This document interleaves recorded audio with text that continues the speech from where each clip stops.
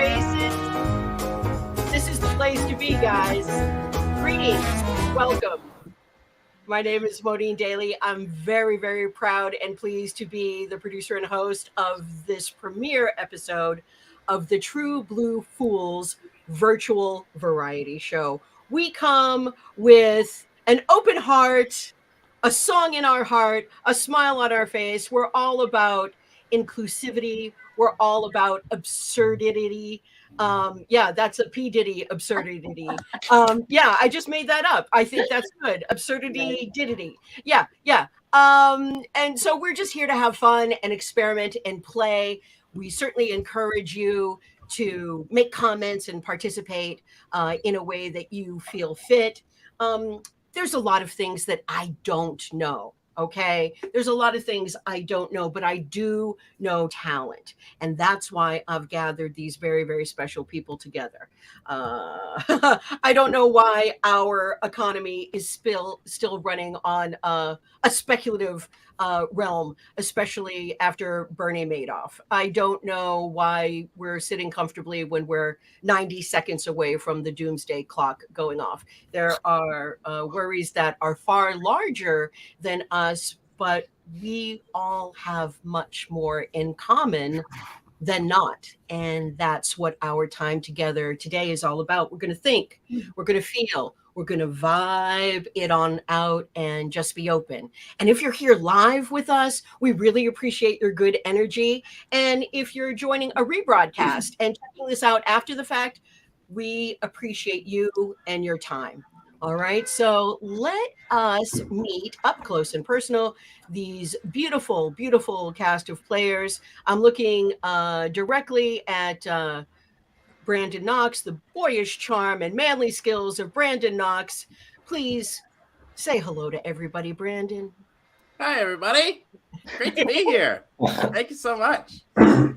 It's great to have you here. Now, in our playbill, which will be available to you on all the various social media sites, we've got all kinds of information on all of our players. If you want to follow them, if you want to ask them questions, if you need them for any of the services they may provide, you can do that. Brandon, can you tell us? I know that we've got your IM. DB? Yeah, thank you. Consonant, can I buy a consonant? Let us know your page, because you've been in a feature film recently. Mm-hmm. Your career is flying. We know you from the Actors Audition Club, but you also have your own career going. Please speak on that. Mm-hmm.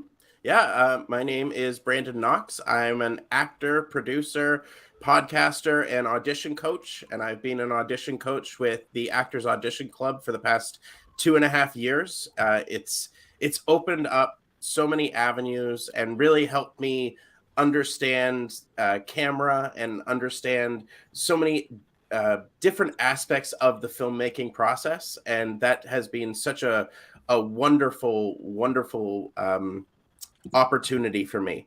I really get to see different sides of everything. I was recently just helping someone with a short film on a camera crew called Howlin' Circus. It was so much fun to shoot. It was 2 night shoots back to back. So much fun. And I've recently finished a feature film where I was a supporting lead, starring alongside Michael Jai White, who is creator of Black Dynamite. Yeah, and it was absolutely such a pleasure to work with him. He was fantastic, and he very much inspired me to learn even more about the filmmaking process. And I want to emulate what he is able to do.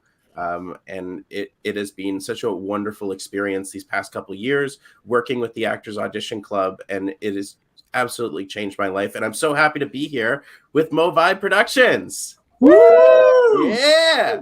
And thank you for being part of this and contributing your expertise. It's great to have you here.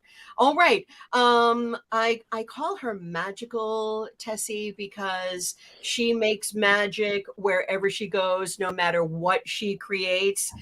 She's a force of nature. And let's meet Tessie Harasti. Hi, My name is, you said it, Tessie Errasti. I'm originally from Mexico City, and I've been in the United States for the past 8 years. And well, I studied dramatic arts in the National Dramatic Arts School in Mexico, and I also studied with most of the people here in the Tom Todorov Conservatory. And and well, I'm a filmmaker, a writer, and an actor. Um, yeah, a druid as well. Happy to have you, Tessie. We're looking forward to what you're doing today. All Thank you for right. having me. Excellent, excellent. I say this all the time. She is not just a wordsmith, she is the wordsmith for our times. Erin Elizabeth Reed, everyone, say hello. Thank you. Hi, everybody. It's so wonderful to be joining you all today. This is really exciting. A little about me. I'm an actor, a writer, a voice artist, and I can now say a director. And I was very blessed to be able to work with some amazing talent, including Tessie. This last fall, a play I wrote and directed went to the judges' finals and competition at the Short and Sweet Hollywood Festival back in October. And another one of our colleagues who is joining us in the comments today, she's watching, Miss Deanna Shinsky, was also in the show, and she was actually nominated for a Best Acting Award for her performance in that piece. So big shout outs, much love to E10, everyone here and everyone watching. Beautiful, beautiful. And a little insider tease, Deanna will be at our next episode, which will be happening on May 4th. So details to come on that, little teasy weezy for you. Exciting. Yeah. Beautiful, beautiful, Erin. Thank you so much. Yeah, all right. Yeah. We go to Gay Paris, where Rudaba Nasr is entertaining us. I call her brainy, brave, and beauteous because she is all of those things and then some. Hello, Rudaba. Thank you, Monine. And I just loved how perfectly you pronounced my name. Beautiful. Hi, everyone. My name is Rudaba Zehra Nasser. I also go by Rudy, Rudabi, Ru, and Rudaba Daba Duke. I'm a Pakistani born and raised actress, singer, writer based in New York City. America has been my home for the last 12 years. I love my people, my plants, learning languages and traveling. I've been to 33 countries and counting. I'm also a fierce advocate for the rights of women, persons with disabilities, and LGBTI people. And I recently got support from the Kennedy Center in DC to co-write and co-direct and act in my own play with 4 other women of color. And I just love telling our stories our way. And this week, I'm just coming off of a film set here in New York City. We shot a film in which I played one of my favorite roles. And now I'm so grateful to be here with you all to tell another story. And I thank you for having me. Completely our pleasure. Thank you so much, Rudaba. Thank you so much. All right. Sizzly, sizzly, sizzly. I'm starting to feel warm, and it's because Kevin Figueroa is here. He is both the spark and the flame. Say hello. Hola. Hello, hola, hello, Wiedersehen, everything in every language. Everyone here, I'm Kevin Figueroa. I'm a professional human being from northwestern Mexico that loves to write and act and loves learning languages like many of my fellow colleagues here. I've had the pleasure of studying with basically 3/4 of everyone here, like 99% of everyone here. And I know how amazing everyone is. I've had the pleasure to have that amazingness contagious to me.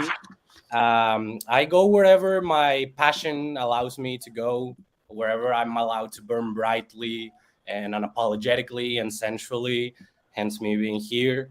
My passions besides acting and writing are yoga, anime, manga reading, and flirting. And as they say in anime, yoroshiku onegaishimasu. Pleasure working with you. Kevin, yes, you do. You're very well acquainted with the fine arts, and flirting is indeed one of them. Yeah, and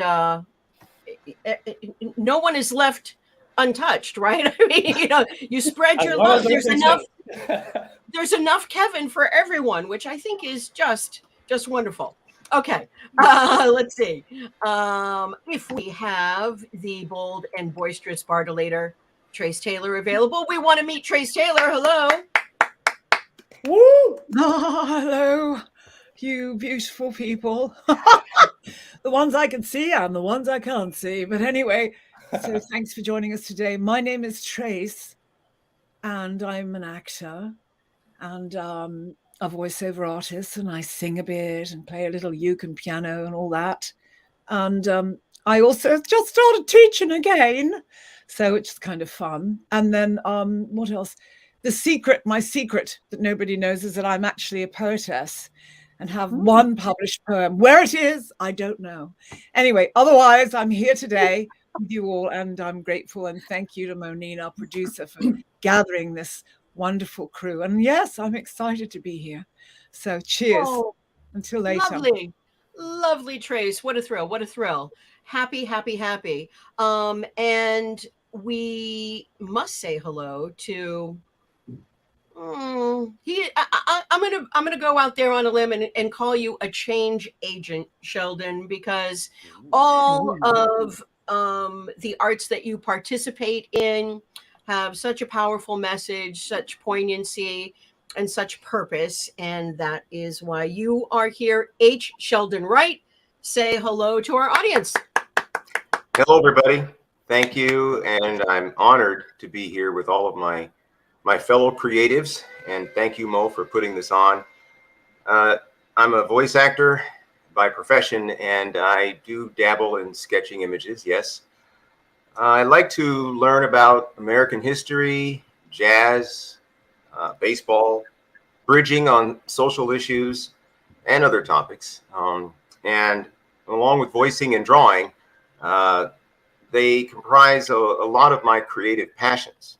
And I share these passions on YouTube and other social media to convey my worldview. So what I'll be sharing today will be a 6-minute video presentation, which encompasses my passions, including voiceover, societal issues, jazz, baseball, and a mini art exhibit that I call Say It Like You Mean It. So again, thank you, and stay tuned.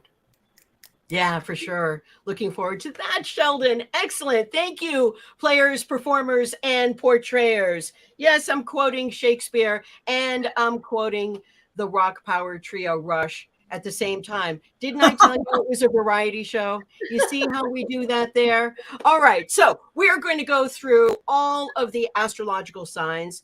Kevin is going to give us something unique. It's not your everyday horoscope. It is so uplifting. Okay. We're going to begin with Kevin. He's going to break the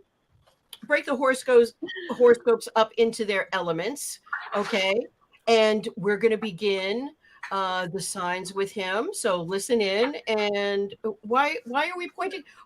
Am I missing something, you guys? Missing somebody. Well, he's under me. The biggest baller in here.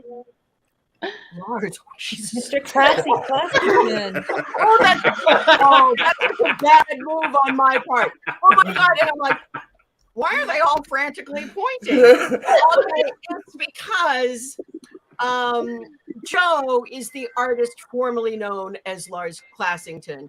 And so he's Joe, he's Lars, he's funny, he's everything. He is the headliner for our show. He's going to wrap this thing up. And how I could pass you by, I don't know, Lars, but say hello to everyone. And please forgive me, mea culpa. Hello, everyone. I figured you were just saving me as a surprise at the end. So. Okay. Yes. Yeah, that was my plan. Right, of course. I'm Joe Lars Larson, the artist formerly known as Lars Classington. Born and raised in Toronto, Ontario. I'm an actor, stand-up comic, host, writer, director, founder of my production company, Laughing Vikings, and also Actors Audition Club.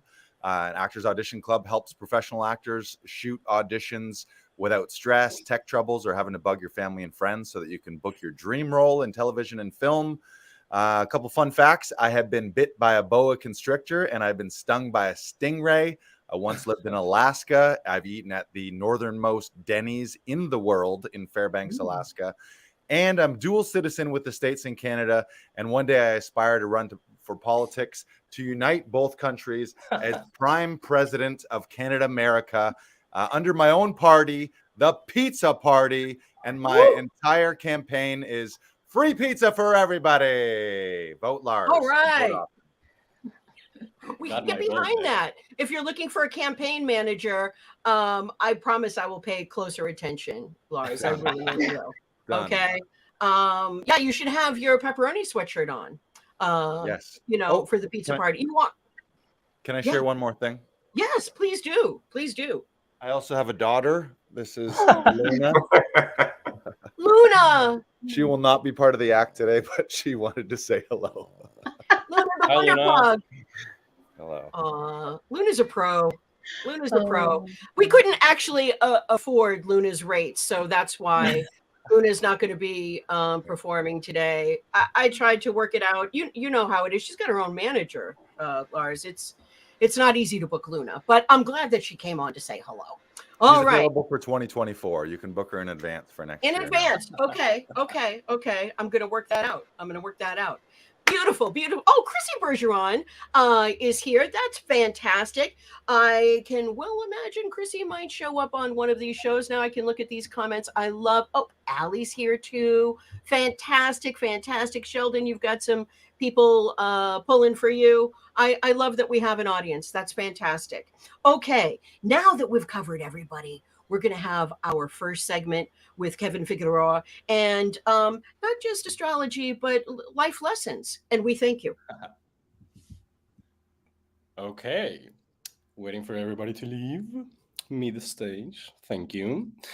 With the arrival of the astrological new year upon us in the shape of Aries season, also known as spring, we are set in motion with regards to the goals we set in the Capricorn season and in the winter.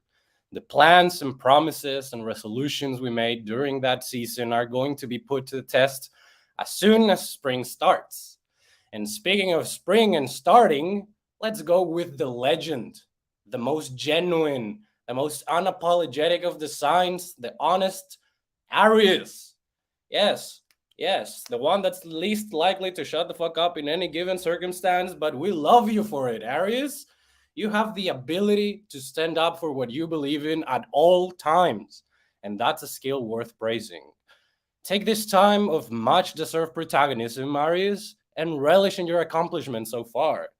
You've made it this far, and that means something, Aries, no matter what your unfulfilled goals might tell you.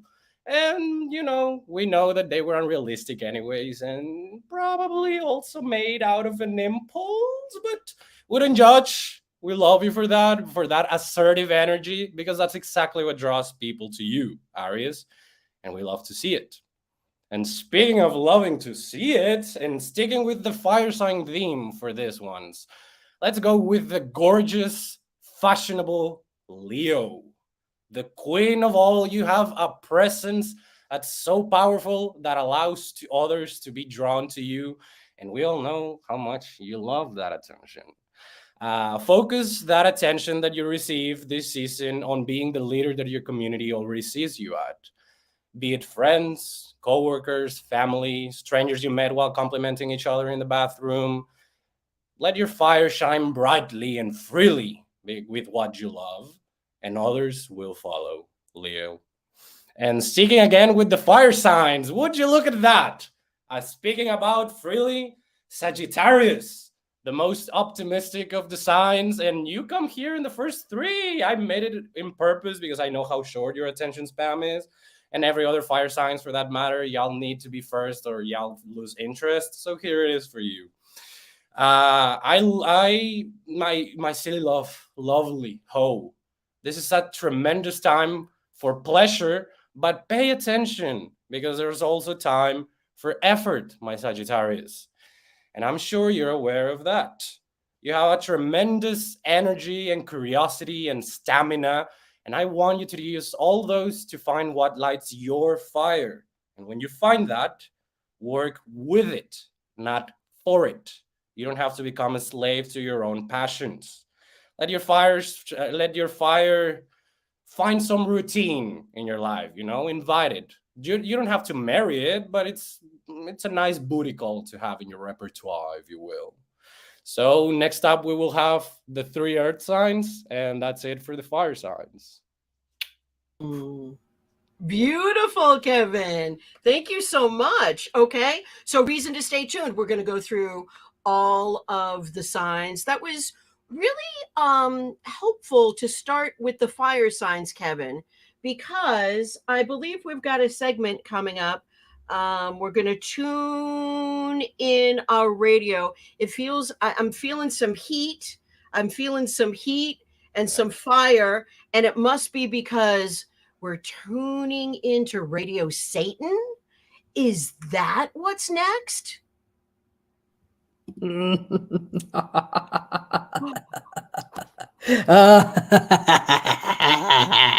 Welcome to Radio Satan, my beloved damned. This is your favorite hotspot here with me, Lucifer, Beelzebub, Satan, or however you would like to call me. All my names are equally important. Throughout our eternal time together, you will be experiencing some exchanges with me and the best of the words of the evil scums. But just for today, and don't get used to it, malevolent vermin, I have prepared a meditation for you to feel the strength of the fires of hell in a gentle and soothing execration. So let's begin getting in contact with our foul breaths. Inhaling, exhale out. And when you do, make sure you're turned towards some of your fellows so that they can feel how bad and intense is your presence in hell. Give them a soft wink and then go back to yourself. Now bring the focus to your body, or what's left of it. Feel the heat in your decrepit bones as they get consumed for all eternity. Feel the breeze of damnation and imagine in your mind's eye the degenerative process of the souls that are coming in. I want you to feel guilty for the souls you haven't brought me yet. Yes, I am speaking to you, you so-called demons. You steal pieces of my power and you don't give anything in return. I spit on you. Who wrote this shitty script? Why am I saying this? This is so boring. And why would I like to soothe these poor damn souls around me when I wish for them to suffer and suffocate? I didn't agree to this. I need to call my agent to fix this. This is not how I wanted this.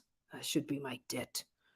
Well, I'm calling the bastard now. Rot in hell, y'all! See you soon for the real purpose of this shit show.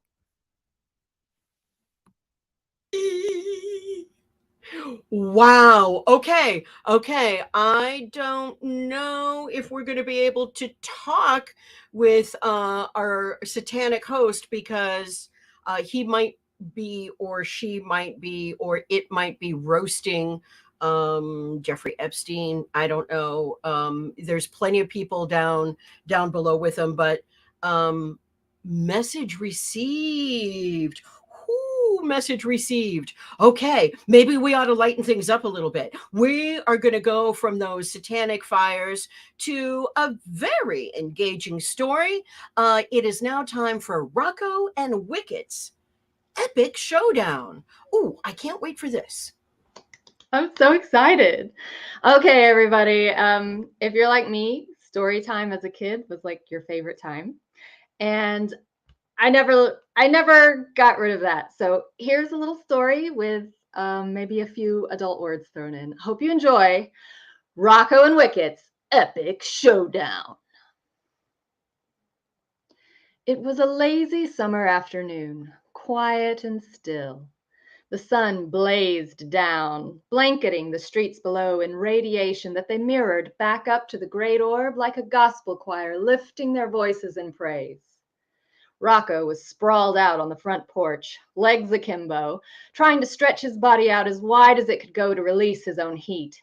The porch ceiling fan creaked weakly, doing the bare minimum to stir the air around it. Rocco panted.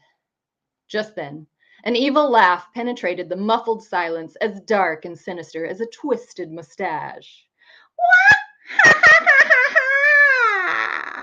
Who's there? Rocco was instantly on the alert, ready for battle, whatever the danger may be. He was bred for this. He lived for this. He would die for this. Whatever this was. But he never died. He was invincible. The evil laugh came at him again, this time closer. Ha ha ha! I've got you right where I want you. Show yourself, Rocco demanded. Every nerve was at the ready, every hair on edge. As you wish, came the sly reply, and a black dot scarcely bigger than a speck of dust leapt onto his nose. The dot continued to chuckle ominously to itself. Who are you? Rocco grilled the speck. With a grand flourish, the black dot announced, It is I, the great Wicket, flea extraordinaire, drinker of blood and biter of ankles. A flea! I should have known, Rocco growled.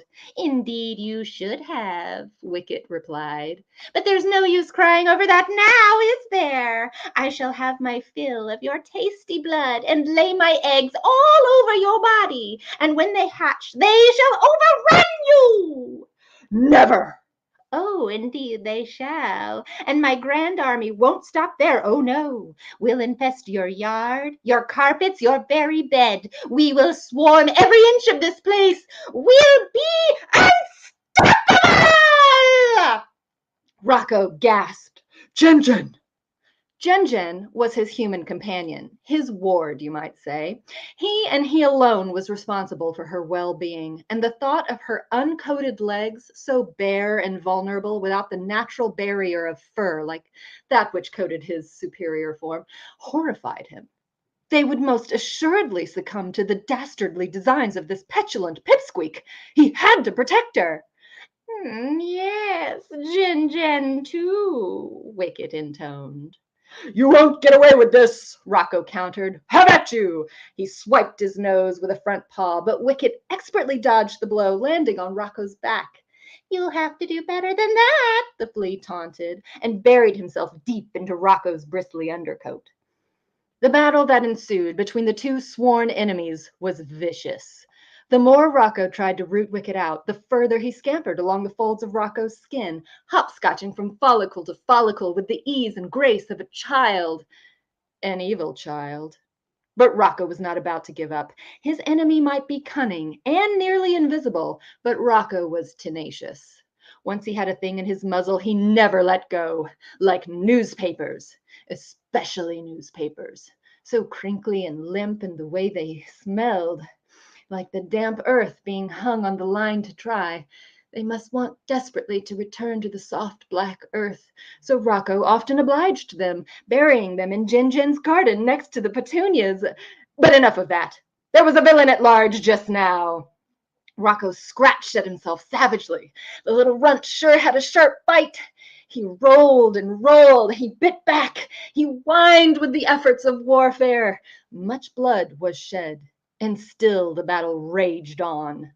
And just when Rocco feared he might lose this fight, an idea lit up inside his canine brain like fireworks in the night sky. A dog's greatest strength was not his loyalty, or his intellect, or even his medicinal tongue, though that was pretty cool. No, a dog's greatest strength was the pack. He could call in reinforcements. Rocco let out a long, high-pitched howl that echoed across the fence lines. What are you doing? Wicket asked through a mouthful of Rocco's folded skin. Rocco just grinned slyly and howled again. Stop that! The flea demanded and dropped his toothy purchase. I said stop! Just then, a great creaking whoosh of air came from behind them, followed by a sharp wooden smack of doorframe. Wicket jumped. A melodic voice from high above tipped the scales. Womp, womp, womp, Rocco. It was Jen. His plan had worked. Rocco moved to sit in front of her, then eagerly lifted a hind leg and scratched himself as vigorously as he could manage, all while maintaining eye contact. Not an easy feat. Wicket gasped. You didn't tell me you could speak human, Rocco humble bragged. Well, technically I understand more than I can actually speak, but yeah. Womp womp medicine womp, said Jen, then left. Where's she going? Wicket asked, becoming ever more frantic. Oh, she'll be back, said Rocco, and as if right on cue, the great creak, whoosh, clack sound happened again, and Jen was standing there holding their secret weapon, a can of flea powder. Rocco pretzeled himself at her feet and shoved his muzzle into his backside, nibbling all around Wicket. Womp womp, Rocco, womp womp, said Jen. Rocco complied. An enormous hand combed itself through Rocco's fur, lifting it up and exposing Wicket. Then a noxious snowfall fell, coating Wicket like a Chernobyl victim. No! Screamed the flea. I'm melting! That's what you get when you mess with me, huffed Rocco victoriously, as Wicket gasped his final breath. The villain vanquished, Rocco turned to Jen. She reached out her hand, and he pressed his forehead into her open palm, reaffirming their bond and that all was well again in the world. It had been a close call, that one, but the Wicket had gotten his just desserts. Speaking of desserts, Jen read his mind. Womp womp treat? Yes, oh yes, Rocco barked, ecstatic. Good boy, Rocco. Let's go inside. And turning, the mighty Rocco and his faithful sidekick exited, side by side. The end. Oh, Aaron, that is so delightful. So beautifully written, and you bring it to life with all of your character voices and your gesticulations. Aaron, thank you so much. Now, I have like a little bit of an insider ear to your voice because we've been working on a voiceover demo, if you don't mind that. And I have not put it out there yet because I'm waiting for you to do so. Do you want to give a tease about that at all, your emerging voiceover career? And I will just tease by saying I was able to work with you, and we made an amazing commercial voiceover demo reel together. I'm super stoked about it, really, really proud. Yeah, I would recommend if anybody anywhere out there is listening and curious about jumping into a voiceover world, please don't hesitate to hit this woman up because it was an incredible experience working with you. And yeah, and I'm so pleased and proud of the results. I am too, Aaron. Thank you so much. You're so talented, and you're a storyteller in so many different ways. I love that you're doing it with your voice as well. And AaronElizabethReed.com, where I'm sure you'll find everything on Aaron, and including the audio that we just worked on. Yeah. So what a perfect segue, since you were talking about Rocco's medicinal tongue. I think that's a great segue to go back to Kevin and hear our next. Oh, I see. Are we into earth signs now? We indeed are. I'm digging what you're doing, Kevin. I'm smelling what you're stepping in. Beautiful. Yeah, getting the earth palette down to a T, earth signs. I know I keep giving you a hard time for being cranky and stubborn and hard to change your mind. But that's what we love about you. You're the stable pillars of the zodiac. And who's better for stability than my dear Taurus, my sensual, stubborn child? This past few months have been challenging for you, no doubt about that. But that's nothing for you. You have the unique sense for finding clever and effortless solutions that make it easy to reach the path of least resistance, even in the most daunting of tasks. Some might call you lazy for this, but you understand the importance of preserving one's energy. And I admire you and respect you for that, Taurus. Like, why use 100% of your energy when 30% of your energy will get the job done just as well? Who knows when you might need that 70% remaining? You have to have it ready. It's a form of self-preservation. And that's important, and a form of self-care, if you ask me. And I know you're the best in that, Taurus. Moving on with the next Earth sign, keeping it in order, we go with probably the most misunderstood of the zodiac signs. The sign that everybody that knows anything about astrology loves to hate, the Virgo. Virgo, you are more misunderstood than any Bible verse combined. People love to hate on your sign, but that's because they simply are not strong enough to handle you, Virgo. You have quite a heavy sense of humor when you do get to have one that can shatter anybody else's armor, especially when they're not used to dealing with you. Virgo, they don't know that they're supposed to laugh with you, not fucking take things personally, you know? You're a rational, capable, independent individual and that loves to be relied on and fixing things, which is great, Virgo, except when you make that thing a person. You know, people are not puzzles that need to be fixed, Virgo, or projects to undertake. And their bullshit is not it's not your responsibility, my dear Virgo. Hope you keep that in mind in this Aries season as we move on to the last of the earth signs. My personal and biased favorite, I adore the direct, non-filtered energy of the Capricorn. I know the stereotype is of this self-obsessed CEO workaholic that only cares about achievements, but there's a whole other side to you that most people don't get to see, Capricorn. You are vulnerable, charming, and reliable. And some people don't get to see it simply because they're not worthy of your vulnerability, Capricorn. That's that. You're selective with whom you take, with whom you trust, and you take your time to trust them, Capricorn. Some people might have told you in the past that you might have some sense of trust issues, but not trusting someone that has never given you any reason to trust them is a form of self-preservation, Capricorn. And I truly, truly respect you for that. You are someone who gets shit done, Capricorn. And it's not just because of my bias, you know, you're efficient, direct, and a great leader by nature. You have the tools to make yourself heard and understood. The one thing I would love to see you do or do less of is worrying about the future, my dear Capricorn. You've got this. You've had this before. You'll keep having it again, Queen. Don't worry about it. Remember, trust in your abilities. You are that bitch. Remember that. Stay tuned for the air signs that are coming next. The famously alluring air signs. Maybe an Excellent, outfit change excellent. too.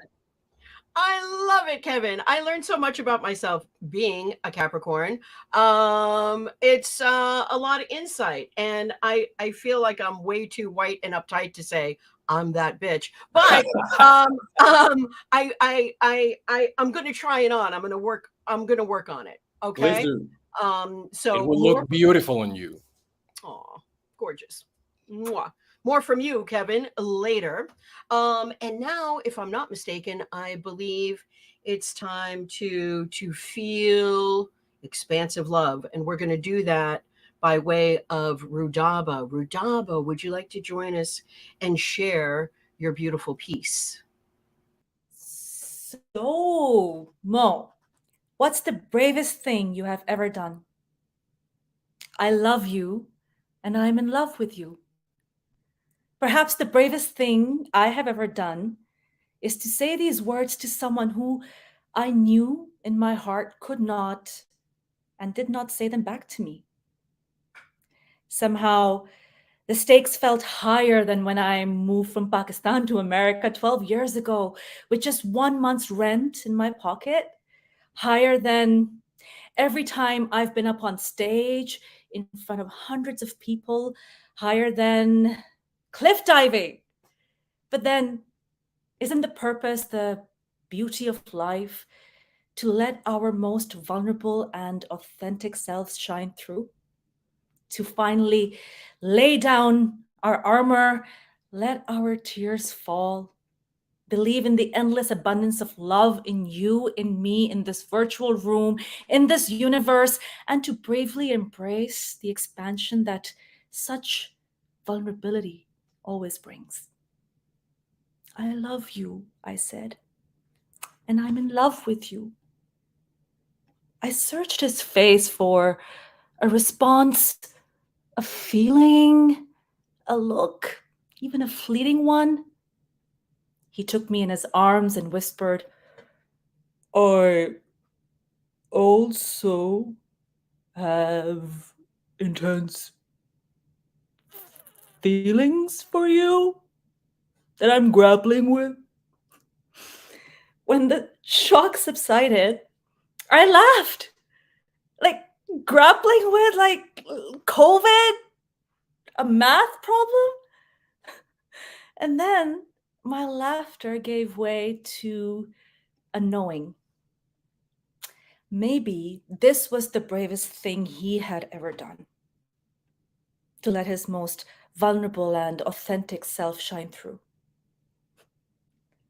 Oh yeah. His.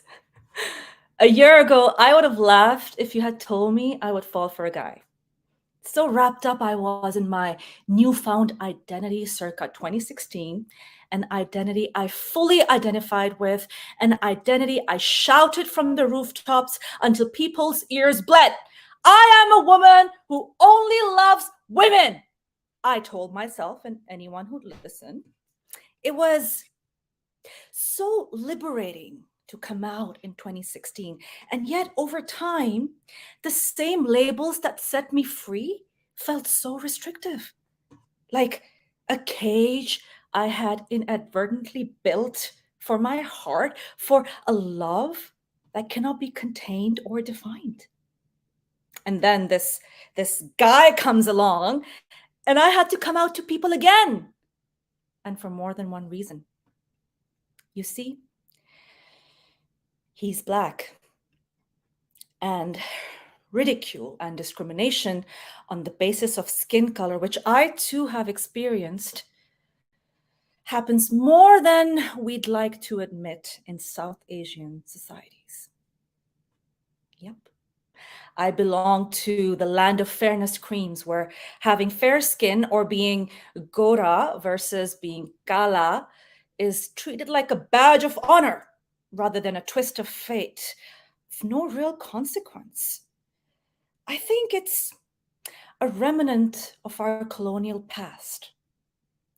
Colonial masters forced us to first hate and then change who we are right down to the color of our skin to become more like them. But with him in my life and with the unconditional love and acceptance of my family and friends, I wanted to change the world. Change hearts and minds with our Black and brown love. I love you, and I am in love with you.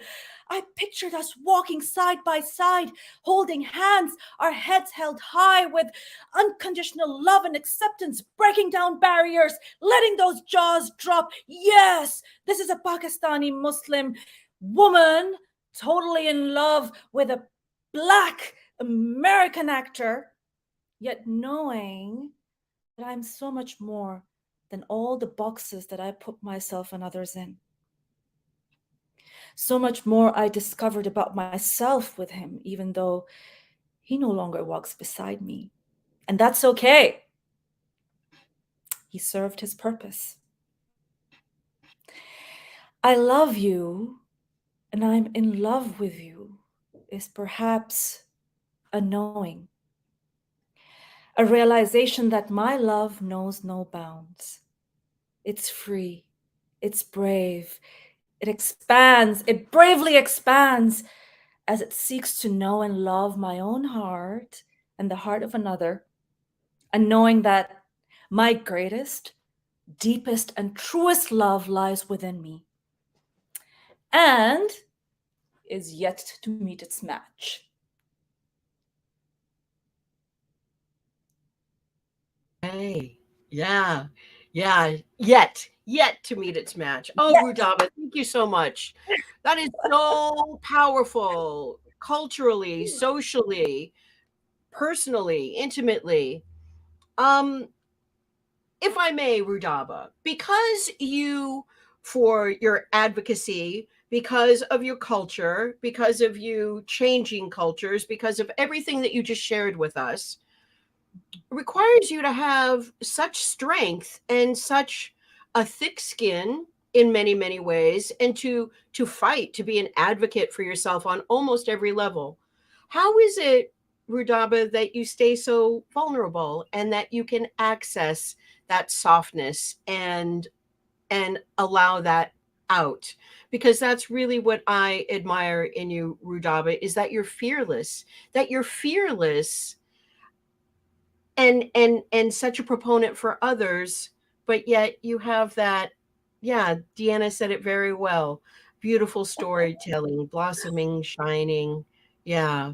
Just how do you keep yourself open and vulnerable and strong at the same time? That's a great question, Mo. And our society, I think, equates vulnerability with weakness.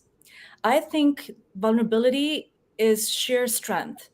It's the most powerful tool in our toolbox to tell our stories. And it has taken me years and years of knowing myself and loving myself and knowing others and loving others, and also facing some difficult situations to really come to this point where I think this is how I want to live life, to be my most authentic, vulnerable self. And then be so strong and sure in that and stand in my own ground, on my own ground, that if there is a difficult situation, I trust myself that I will get through it. But I won't change this vulnerable part of myself. I will not turn bitter, or I will not hide parts of myself. I will not shy away from difficult conversations. I will not shy away. As a Libra, hi, Kevin, I know I'm coming up next. We're famous for, I've been running away from conflict all my life, but now I know that vulnerability and conflict and having those conversations brings people closer, or it shows you where to break away. Either way, we're happy and we're our whole authentic selves. Oh, you're a beautiful example of that, Rudaba. Beautiful example of that. Always inspiring, always learn something from you and inspired by you. So thank you, sir, so much for sharing that. Thank you for having me. And leading us, being a great example of strength and vulnerability. Mwah. Excellent. Excellent. So yeah, some real moments. That's part of the truth telling. We like to be fools, but the fools tell the truth in a way that is palatable. So we can take it in. And now we're going to move to H. Sheldon Wright. And I think, Sheldon, you're going to set up your video, and we're gonna enjoy what you put together. Tell us a little bit about it, and then we'll talk afterwards if you'd like. Thank you, Mo. As I mentioned, it's a combination of a lot of things that are important to me. Say it like you mean it. I've made some other productions like it, but it's my favorite because I think it's the most comprehensive. So not a whole lot more to say without giving it away, but that I'm deeply excited to share it with all of you. So with that, I'll turn it over to you and Brandon. Okay, we can all watch this together, and we'll check in on the other side. Brandon, you have that ready to go?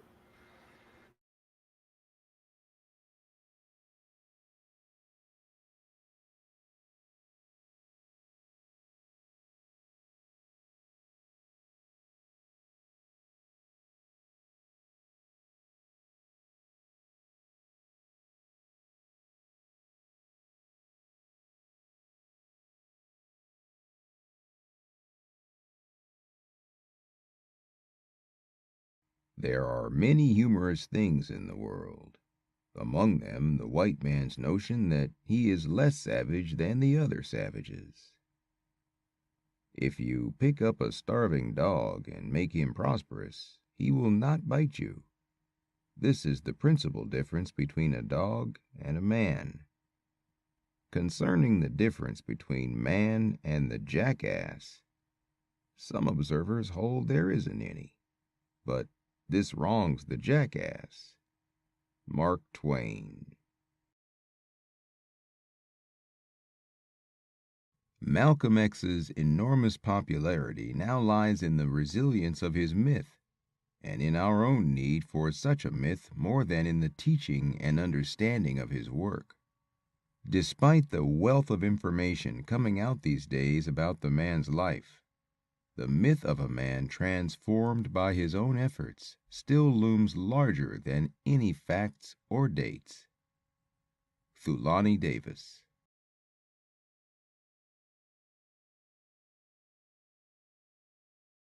Ralph Ellison spoke always of the styles, the intrigues, the ideas, the lamentations, and the desires that bewitchingly reached across race, religion, class, and sex to make us all Americans. Stanley Crouch. Herein lie buried many things which, if read with patience, may show the strange meaning of being black here at the dawning of the 20th century. This meaning is not without interest to you, gentle reader, for the problem of the 20th century is the problem of the color line.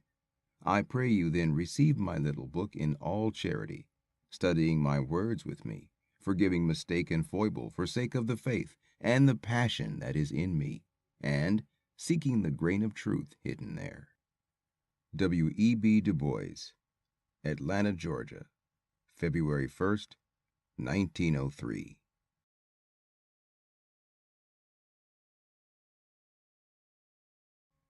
In our sundown perambulations of late, through the outer parts of Brooklyn, we have observed several parties of youngsters playing base, a certain game of ball. Let us go forth a while and get better air in our lungs. Let us leave our close rooms. The game of ball is glorious. Walt Whitman, 1846.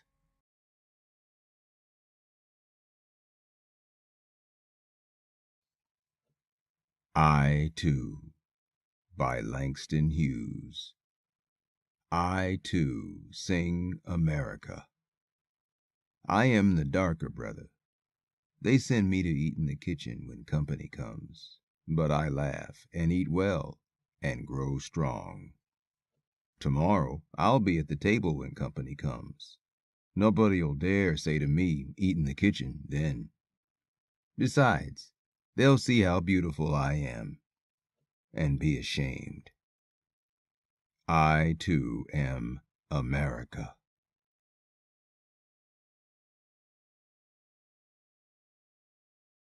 If you ride northward the length of Manhattan Island, you cannot escape being struck by the sudden change in the character of the people you see.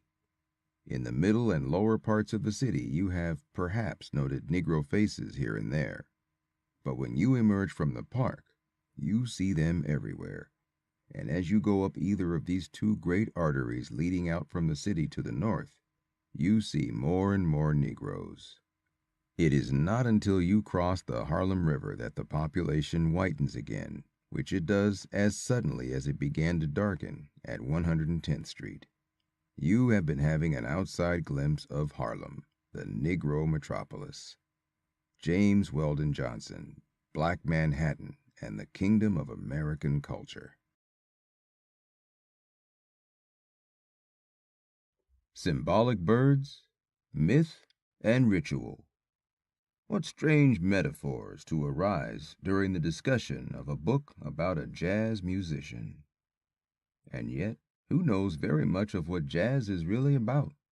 Or how shall we ever know, until we are willing to confront anything and everything which it sweeps across our path? Ralph Ellison. The mountains are calling, and I must go. John Muir, 1873.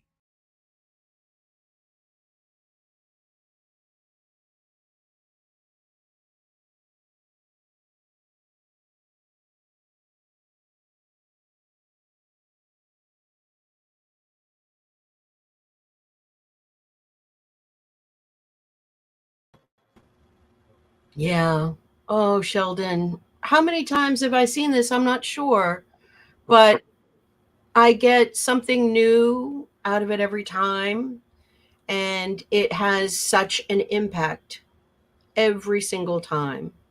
I guess my question for you, Sheldon, is how you are so peaceful, so inclusive, so um, so steady and grounded in your messages, because we haven't talked about it, but one of the more powerful images, um, I guess Billie Holiday would refer to it as strange fruit, you know, that that picture, that hanging. That's very difficult for all of us to see. How is it that you're able to not let your emotions overrun your message? How is it that you're able to put images, quotes, philosophies, and voice all of these things and still be calm and peaceful and not outraged? That's a complicated question. I've never asked you that before, but I'm asking you now. Is that okay? Yeah, it's okay. So I was thinking about your question or questions, but I do get the central inquiry. And I think that, of course, you get to a certain age and you become somewhat tempered, while you can also have a flame that burns underneath. But I will say that about 12 years ago, I came into the realization that, well, I consider myself a bridge. And so in that realization, I this well, not so much decided. I just evolved to a place where I had an obligation to take these things that were in some cases very dark, in some cases light, and also merge in the things that are meaningful to me, but then also to reach to places that I didn't know and had to learn more about. But in all of that, I needed to understand my calling, if you will. And so at that point, I said I need to be able to bridge out to people that would see it and perhaps be might recoil or might lean into it. But my objective is to bring um, not so much disparate points of view together, but to meaningfully present them in a way that people that would otherwise shy away or lean away or just step away altogether, might take a listen, and then we get some connections. That's what's happened. That's absolutely what's happened, and I'm grateful for you. Um, we've mentioned it before, but you have said that, well, maybe I was born too late because I should have been part of the Harlem Renaissance, and from my limited perspective, it feels like that is Renaissance is still going on, and you're needed to do what you're doing right now. And I'm so happy that you agreed to share all of your art with us. And we do have if anyone's interested in the quotes, we've got a nice uh, compilation of the original artwork that you've done. Obviously, you voiced it, but there was some original artwork in there, and just where all the quotes are attributed. So if anybody wants that, you can message me and let me know. And yeah, it's so moving. It's so beautiful, and I'm so grateful that you shared it with us, Sheldon. Thank you. Thank you for being strong and soft and kind and open. Thank you, Mo. Yeah. Thanks, everybody. Absolutely. All right. I think this is kind of appropriate. We're just going to take a moment because I asked my daughter, who is turning 18 in a handful of days, and she's a bit of a multimedia artist, if we could, Brandon, put up her artwork, and we'll just spend maybe 15 seconds taking a look at this. This is her reflection. I told her what we were talking about and thinking about today, and this is what she contributed. And if you get something out of it, if it startles you, if it strikes fear in you, if you get something out of it, it's all okay. It means a lot to me. It has a lot of different meanings to me. I just wanted to share it with you. So we'll put that up for a few seconds.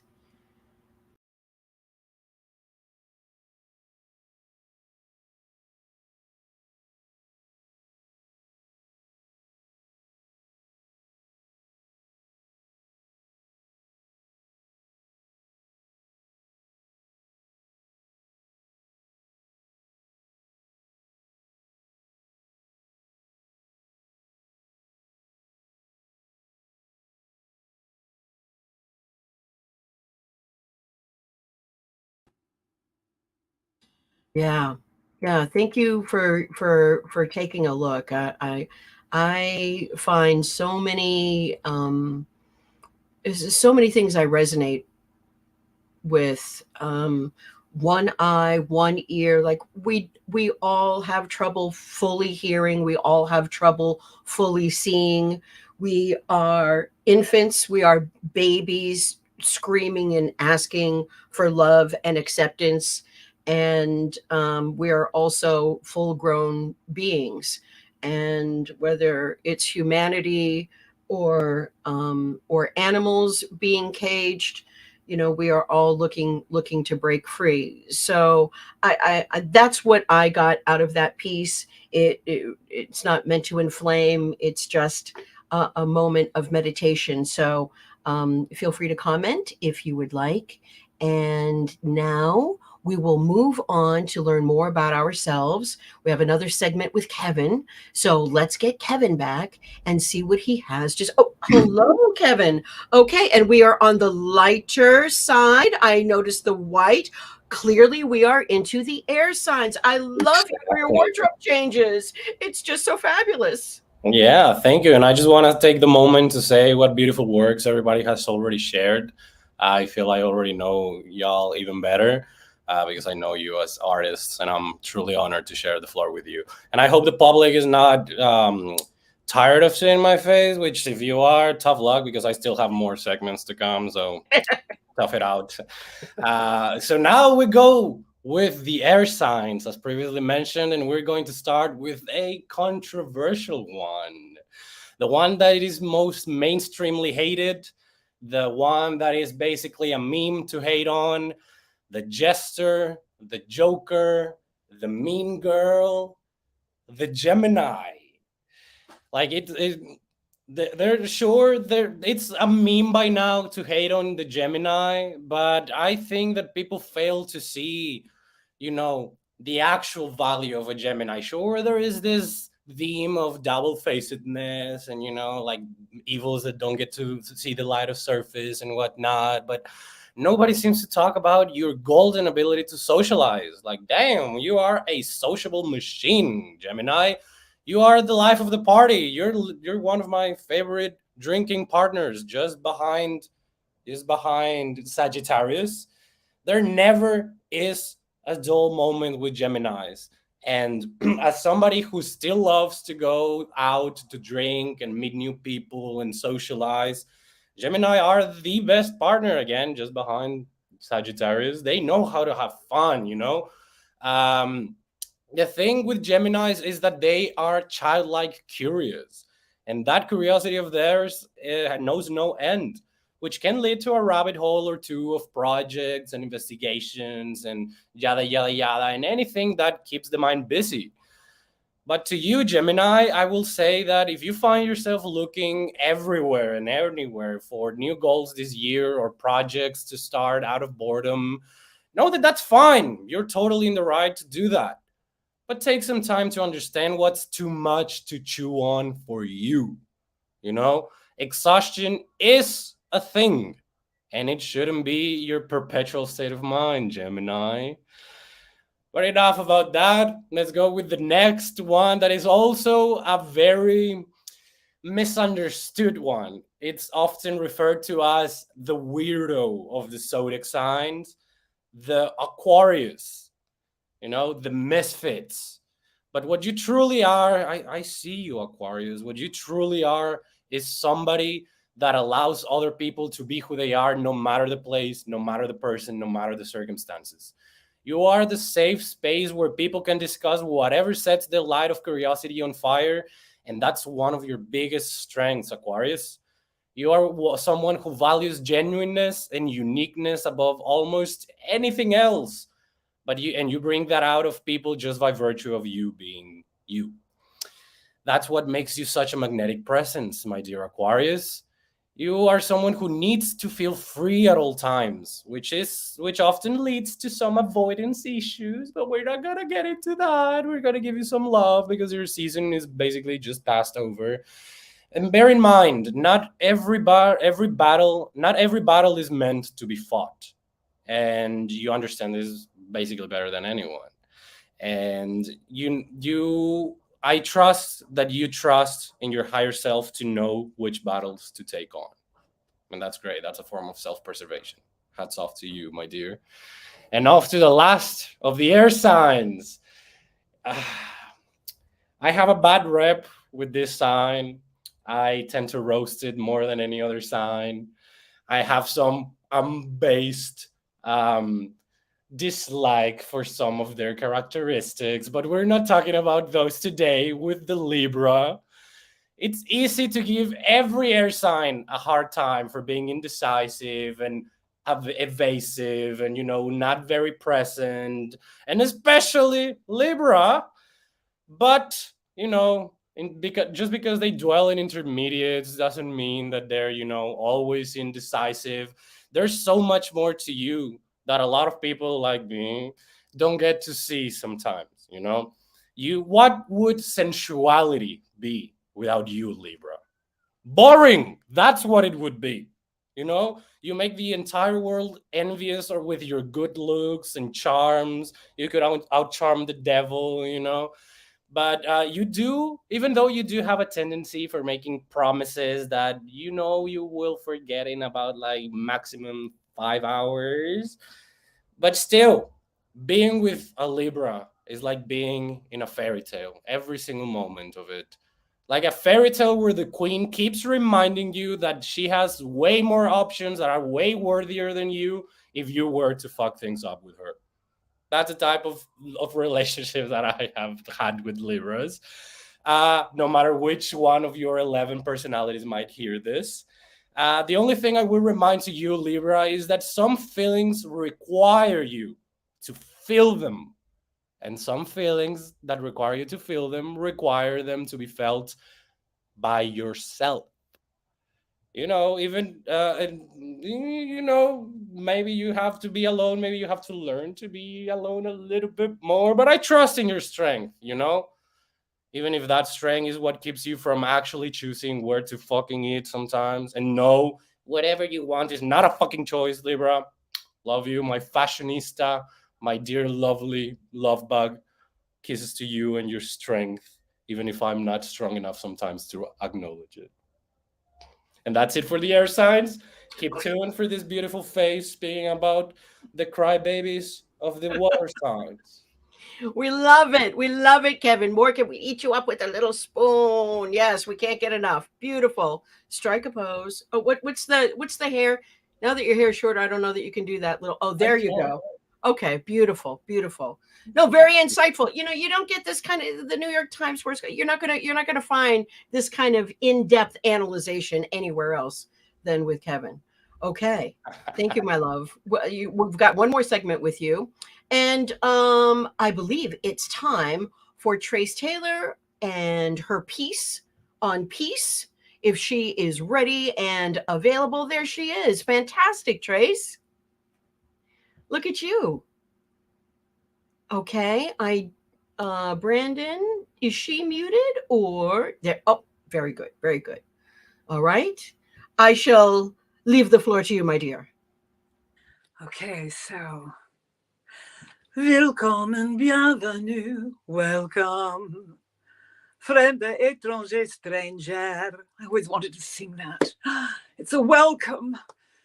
And yes, it's a hello, hello, hello. Fancy meeting you here. Yes, I see some of you somewhere. So, peace, peace, peace. What the hell can I say about peace? Peace, calm, quietude, contentment, serenity, solace. Do I think peace or do I feel peace? I found a couple of definitions. And do we create peace or do we discover peace or do we invent peace? Okay, so the definitions are peace inside, peace outside. And then my favorite, peace is a concept of the absence of war, the absence of disharmony, or the absence of conflict. Yes, the absence of war. The war inside. The war inside. Inside where? Inside my mind, inside my mind, inside your mind. Oh my God, they're both two people speaking to each other. Who knew? Anyway, inside. Yeah, but maybe that's what's wrong with me. There's war inside me. But yes, well, yeah, it could be. What's wrong with you? But maybe it could be. Maybe there's something right with you. Maybe there's something right with me. Oh, yes, it's a vast subject.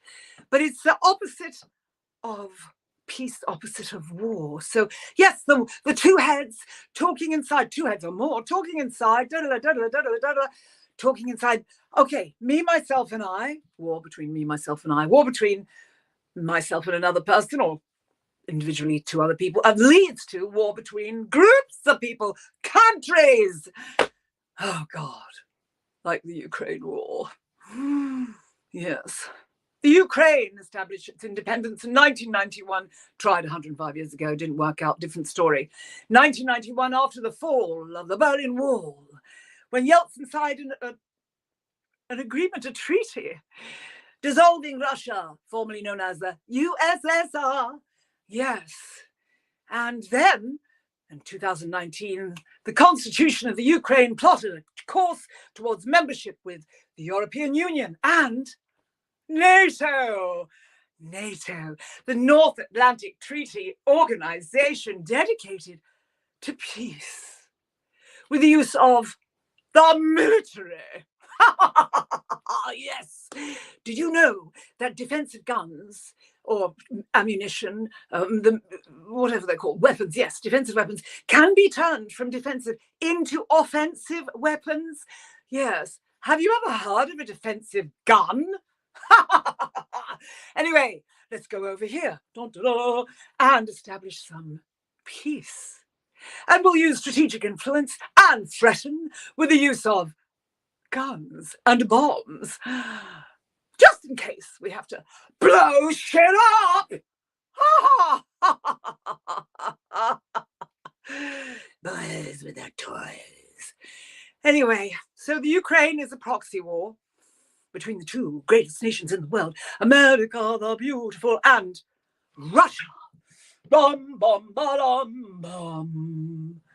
Yes, and I was thinking if I was in the Ukraine right now, it wouldn't matter to me if it was a proxy war or not. No, because I'm living there, I'm in it.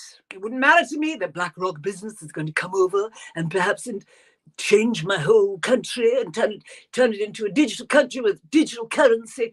Actually, that would matter. But in this moment, all of that wouldn't matter because it's like somebody coming into your house, invading your house and bossing you all about. Oh, strange creatures, human beings, dressed in weird outfits, combat uniforms and helmets, carrying guns. Come into my house, come into your house, do what I say, or boom. Oh my God, what do I do? Go to another country. So I was thinking, I think it's a little insane, frankly, the whole thing. It's a game for money and greed and all that. I don't know, but that's a thought. It's just coming out right now. Anyway, I would like to just say, in the efforts of NATO, now 30 countries and counting, perhaps they've got some special things going on. We don't know, do we? The military-industrial complex. So it's good to be aware of these things. I think so. Yes. Okay, so we're off and we're running towards the thought or the feeling of peace. Because if I was a happy person, I really wouldn't want to argue with anybody. Much like the Libra formerly mentioned, I would dissuade from all argument, avoid confrontation or conflict. Yes, I would want to spread harmony. Harmony, gee, I really love you and I want to love you forever, because there's a possibility to feel something that's real, that feel that life vibrating forth, that breath, the ocean wave breathing us. I mean, Socrates did say, know thyself. And I'm thinking, well, if I know myself even a teensy weensy on any level whatsoever, perhaps that's going to be better, because then I'll have a sense inside of a feeling of perhaps who I really am, right? Anyway, I'm getting distracted once again. So I would like to say that in 399 BC, Socrates died.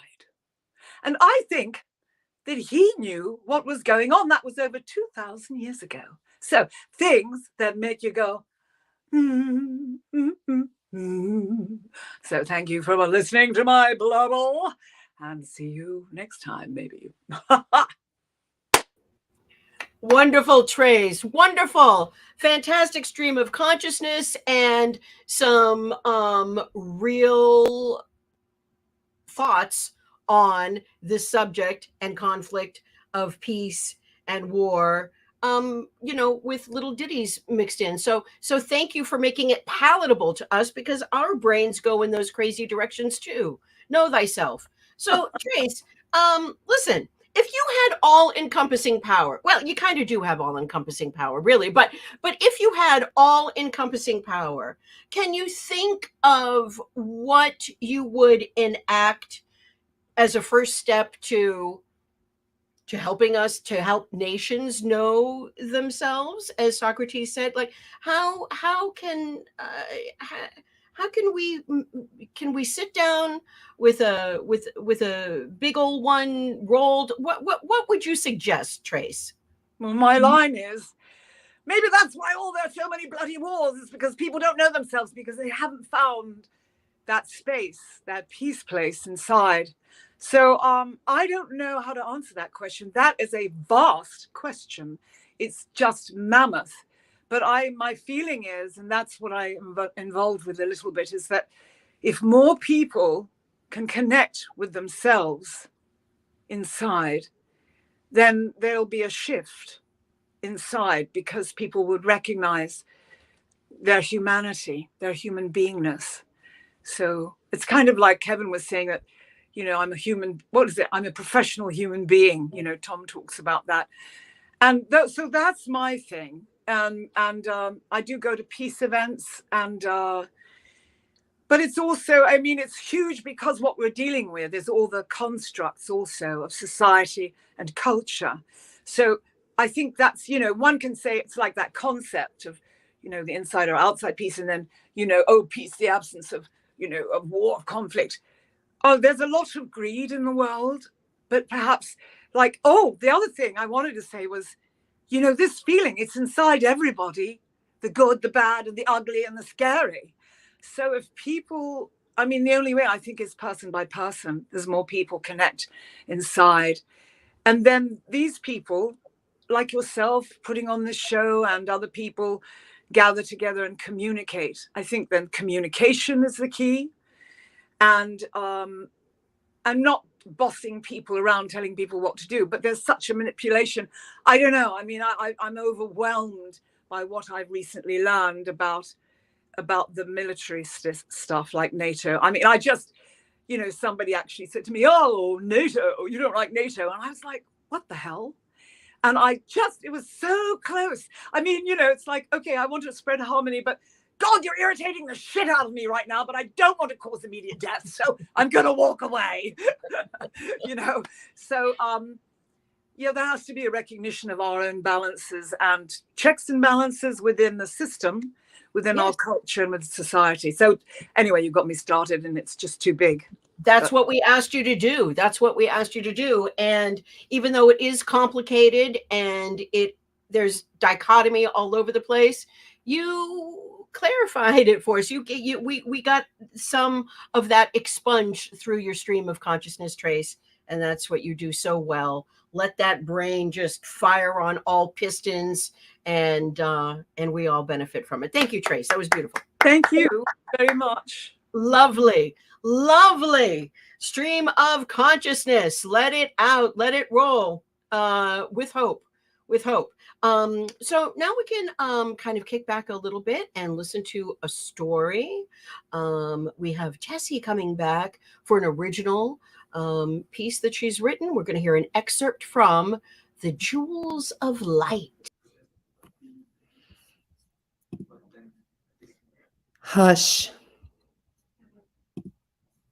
Let me tell you a story.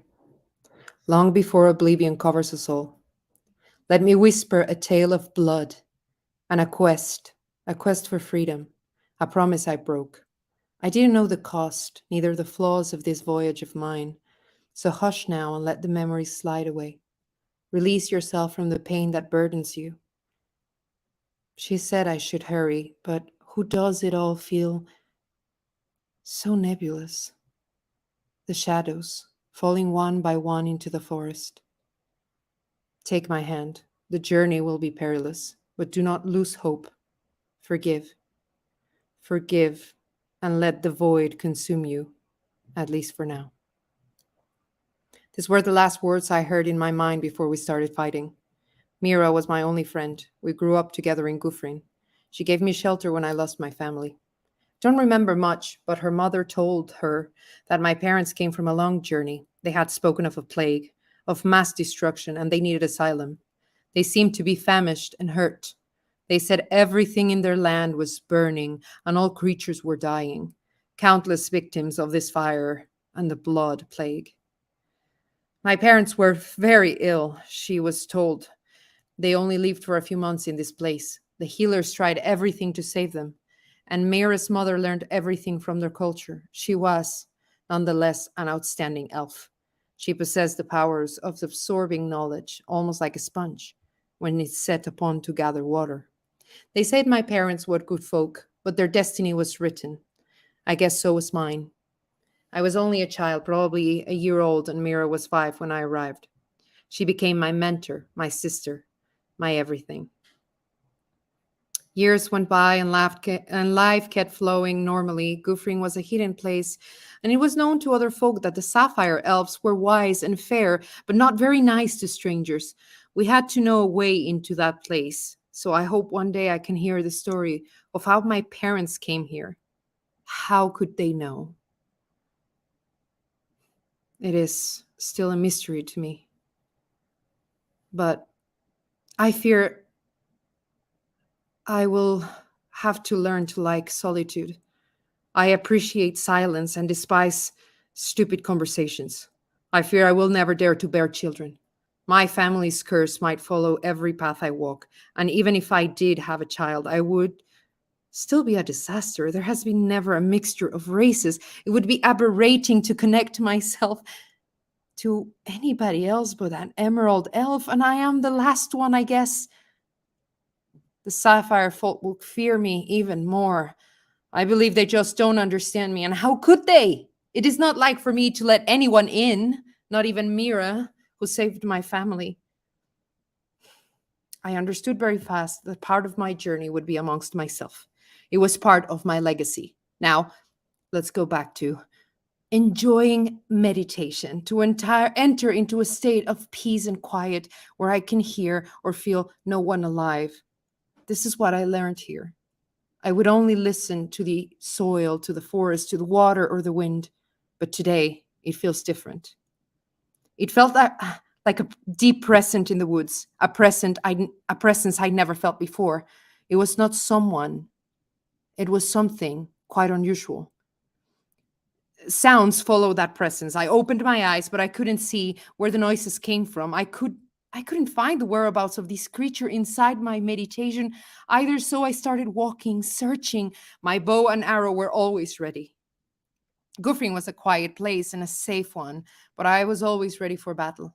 There was a thirst within me for combat, engraved inside my soul, something I couldn't handle, cracking here and there inside the forest. Wood had been stepped on not so long ago. I reached a small waterfall behind some stones, and there behind it, a small entrance. I knew and heard about caves before, but I hadn't explored them yet. I felt drawn there, holstered inside the cracks between those rocks, as if the energy was pulling me and somehow was directly engraved in my brains. The cave had a narrow hallway. It felt humid inside. I could smell the wet rock and the moss growing in the corners, the slow growth of the tree roots nourished by a strange flow of water and vapor. After crossing the hallway, the cave became larger and wider. Big crystals covered the walls, and amongst their shine was an elf, sitting quietly and in complete stillness. How could I begin to describe this creature? His hair was long and black, beautifully shiny, his fair skin. But he was not like Mira. He was slightly touched by an early sunrise, a cinnamon touch in his skin. He seemed focused on something. His eyes were closed. I went in silently. If he had powers, he would show them by now. I am already would know, but if he was hostile, that I did not know yet. I went in. I sat very still, holding my bow close to me and ready to snap, close my eyes and enter another meditation. By then, I was so used to doing it every day that I could reach the highest frequencies within seconds. I tried to see him inside the cave. His heart was there. He had a dark green color around him, and he suddenly spoke inside my head. "Curious, aren't you?" he said. I did not reply. "Interesting that you came and found me at last. I have been observing you." I snapped out of it. I rose fast and held the bow against him, the arrow pointing close between his eyes.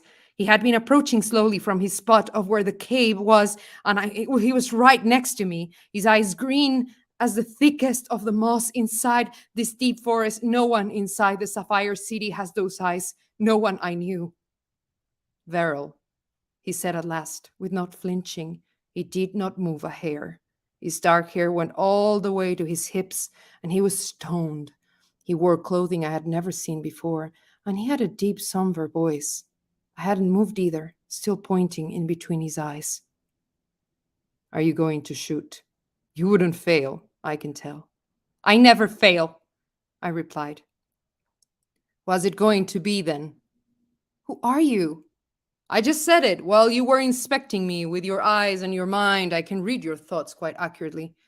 I closed the arrow and touched his face, a tiny drop of blood rising from the spot. "Veratan impaseter," I pronounced. "I will not sneak any more within your thoughts, not without your permission," he added. "Stop playing smart. You know what I just did." "Indeed. You blocked me from your mind, and with a strong clasp," I would add. "Who taught you how to create magic?" "Can we have a conversation? I mean no harm to you." Somewhat my levels of hostility dropped. Even if I meant to keep them higher, they were receding. I slowly took a step back and lowered my weapon, still holding it with one hand. "Veril. My name is Veril." I put the arrow back into its pouch and looked at him. His eyes were still something extraordinary. It was awfully appealing to me, which lowered my eagerness to be in an alert mode. I didn't know anything about him. I didn't know. I didn't have Mira's powers. "I see you often come to this place. I have been wandering around it by myself. It's a hidden corner far from the hostile world out there." "Where do you come from? What do you want? Why is it that you follow me, and how come I've never felt you before?" The questions came out of my mouth like a waterfall outside of the cave. While still inspecting him from bottom to top, I felt attracted to him in a morbid way. I had never felt anything like this before. I wasn't a young elf. I had experienced the pleasures of the flesh. I had a few lovers inside and out of the city, but no one important and no one this powerful. I simply did not understand the sensations covering me. It was like a powerful enchantment, and yet he had done nothing. I am a wanderer, a traveler around, and I see the world. I learn. I'm curious about you. You don't seem like other elves. You are always alone and isolated. I find it fascinating to me. Why couldn't I find you before? Answer the question, because I can or can't make you find me. I have different qualities like you. You know nothing about me. I don't. And yet I observe you, and you are different. Why do you know of other elves? I have never seen you in the city. You are not invisible despite your powers. No, I'm afraid I cannot disappear or move in space defying time, but I know a lot of elves. More than you think. Have you been within the city before? Where are you coming from? I come from many cities. I am a wanderer, remember? Again, pushing your smartness out of you, isn't it? You don't have to. You seem not to have a very light sense of humor, and I don't know your name. I won't tell you anything until you tell me where you come from and what brings you here. Explosive character you have. I admire that. I'm getting tired of our conversation that leads nowhere, so I will tell you. I'm in search of something. Do not worry, it is not you. And I come from a broken place, long ago forgotten, burned to ashes, plagued by oblivion. What place? Svorath. Is it something you know, perhaps? I felt like I was being struck by lightning. This couldn't be. My head started spinning, and I could feel my heart racing and my blood pumping too fast. I was losing sight of him, and that covered me with fear. I don't remember what happened after. When I opened my eyes, I was back in the woods, in my meditation spot of departure, just laying.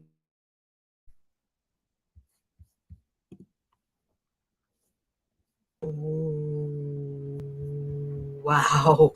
Oh, that really makes us want more, doesn't it? Oh, my goodness. I'm not sure that our author is available to speak right now. But Tessie Harasti will make sure to let us know where we can find more of that fantasy novel.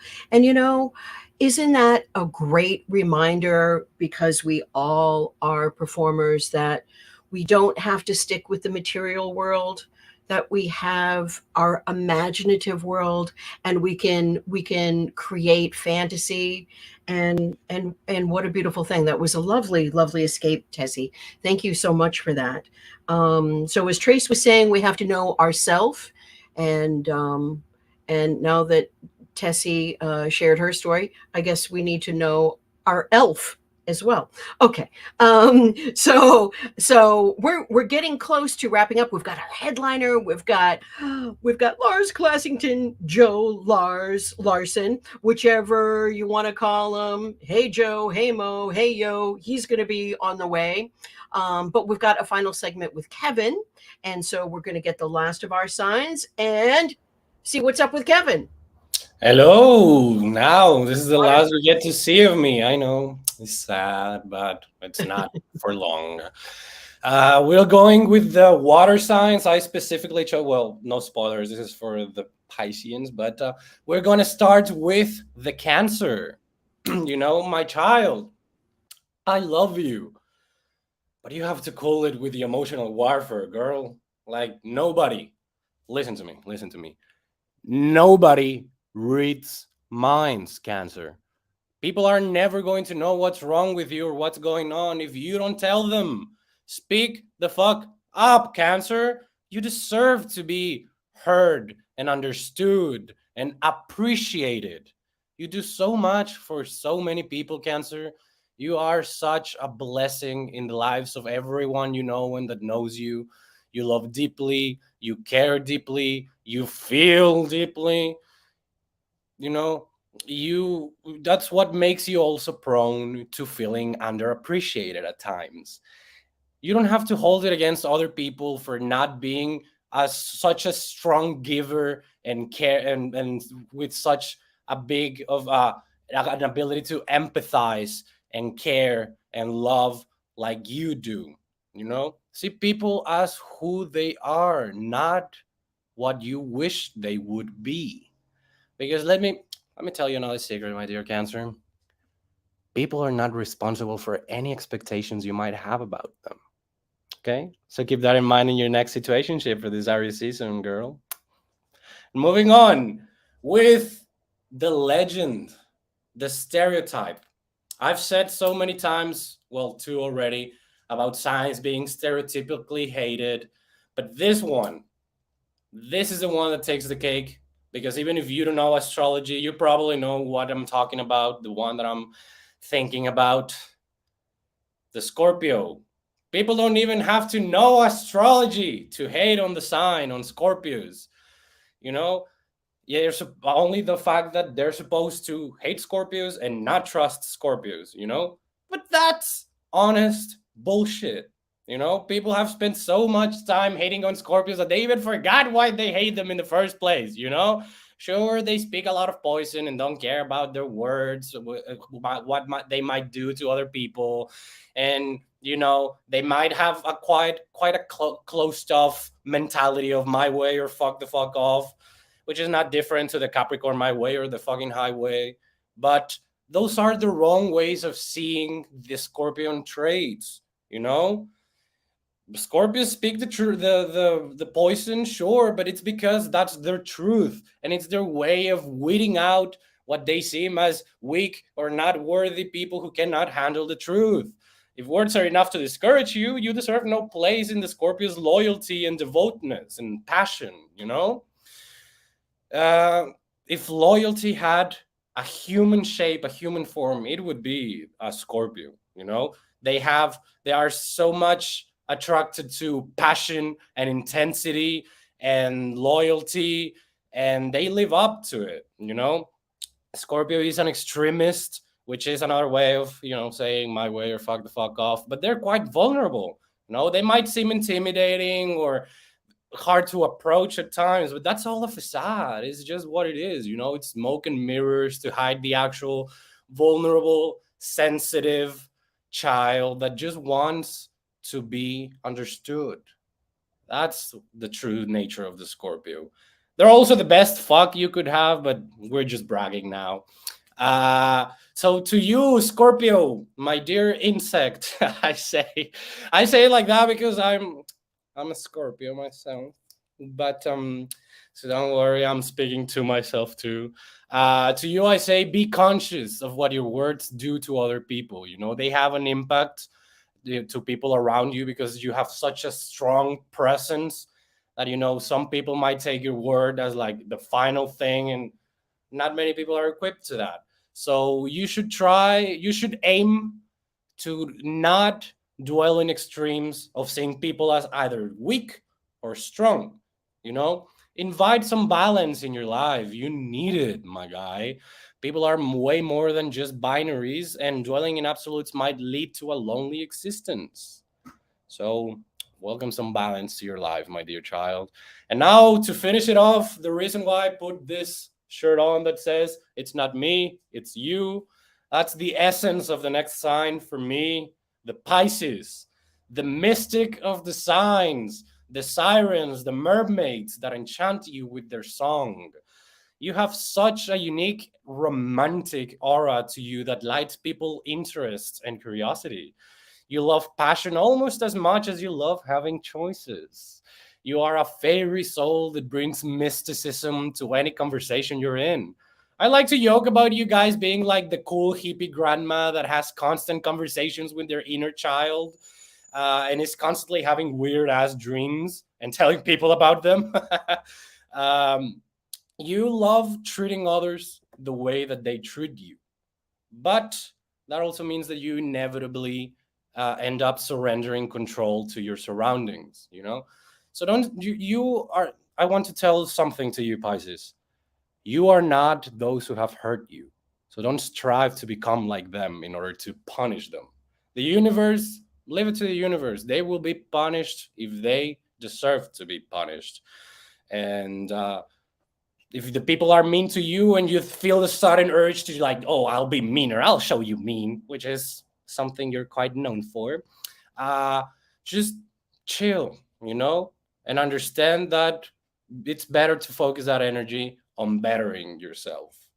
Know yourself, know which parts of you need more light, and focus on that instead of bringing an out of touch sense of justice to people who have wronged you. The universe will take care of them, and they will take care of you too, girl, boy, man, and everything in between. So you got this. You got this. That's it for me. That's it from the gorgeous Mexican fiery scorpion. Hope you enjoyed it. Hope you took some lessons with it too. I sure did have a really good time amongst creatives, worthy opponents, and comrades, if you will.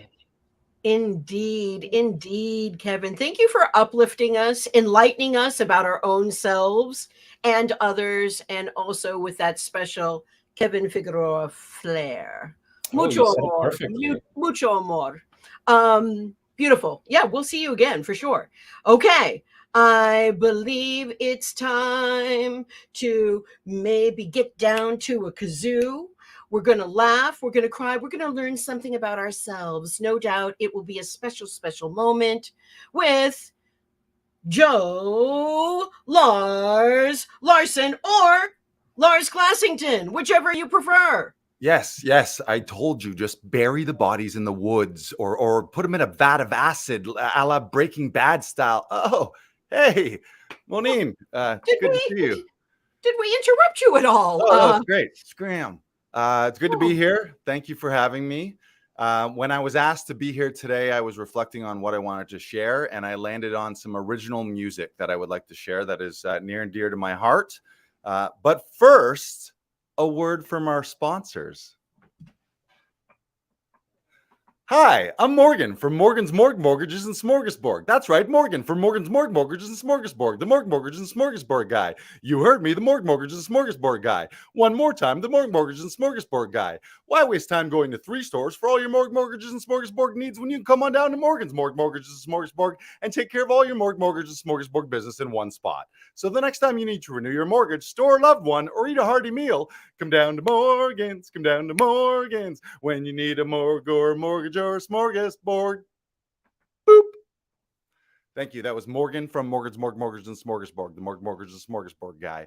And now I am in a band. And the name of my band is Delusions of Grandeur, the greatest band of all time. You can check out our debut album, Delusions of Grandeur, Greatest Hits, Volume 3. You can check that out on YouTube and Spotify. It is not there, but you can check. I'm not the boss of you. You do you. So when I write music, I like to write music about real life situations that happen to me. It's my way of getting my emotions out there, my feelings that are deep inside, and I like to share them with the world. So this is a song about a real situation that happened to me. This is an original song. This is called Going Downstairs. It's an original, not a cover. Goes a little something like this.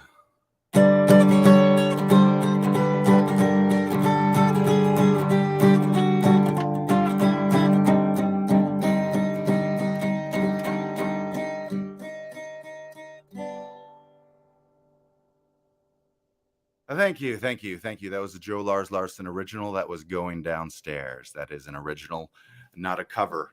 I'm thinking next, maybe I'll play another original. But first, another word from yet another sponsor. Hi, I'm Rick Shaw of Rickshaw's Rickshaws. Not to be confused with Dick Shaw of Dick Shaw's Dick Saws, the circumcision guy.